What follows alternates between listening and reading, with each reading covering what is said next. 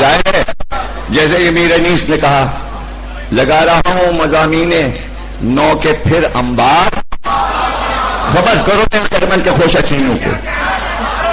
اب بہت سے بچے اس شعر کے معنی پتہ نہیں جانتے ہیں، نہیں جانتے، میں سمجھا دوں۔ ہوتا یہ ہے کہ جب فصل کٹتی ہے گیہوں کی یا کسی بھی اناج کی، تو کھیت میں وہ اناج ڈھیر کر دیا جاتا ہے، اسے کہتے ہیں کھلیان۔ اب دھیرے دھیرے وہاں سے اٹھائیں گے، بوریوں میں بھر کے جائے گا، جب تک وہ ڈھیر اٹھے ہزاروں من کا، تب تک پرندوں کے مزے آ جاتے ہیں۔ کتنا اڑائے گا پرندوں کو، وہ آئے اور دانے ایک ایک چن کے لے جا رہے ہیں۔ تو اس کو کہتے ہیں اردو ادب میں خرمن، جہاں اناج جو ہوتا ہے اسے کہتے ہیں خرمن، اور پرندہ اس میں سے لے جا رہا ہوتا ہے چن کے، تو اس میں کمی نہیں ہوتی۔ وہ ڈھیر ویسا ہی انسانوں کے لیے باقی رہتا ہے۔ کتنے پرندوں کا پیٹ بھر گیا، لیکن پھر وہ گیہوں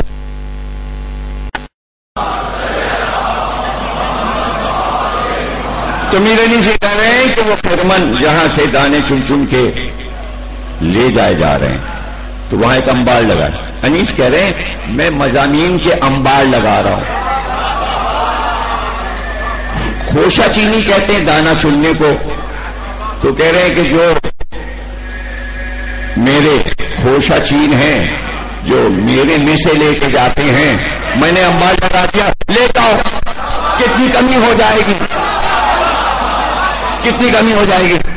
بھائی شیر کی تشریح سن لی نا میرے بھائیوں نے، جوانوں نے، بچوں نے۔ اللہ نے علی کے فضائل کا انبار لگایا،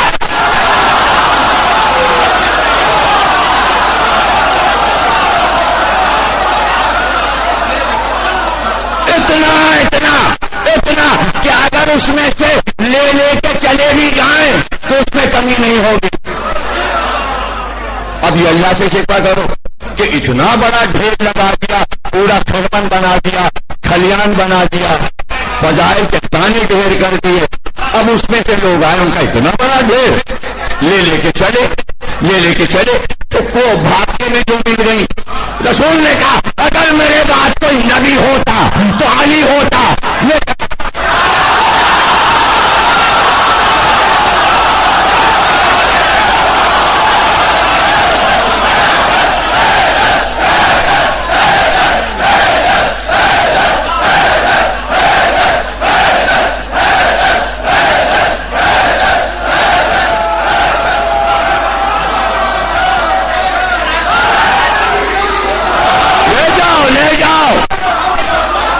پتا چلا کہ چونکہ علی کے علاوہ آسمان سے کسی کے لیے کچھ نہیں اترا، اور اپنے میں اتنا علم نہیں تھا کہ بنا سکے، تو علی کے فضائل میں سے چیٹنگ کر لی۔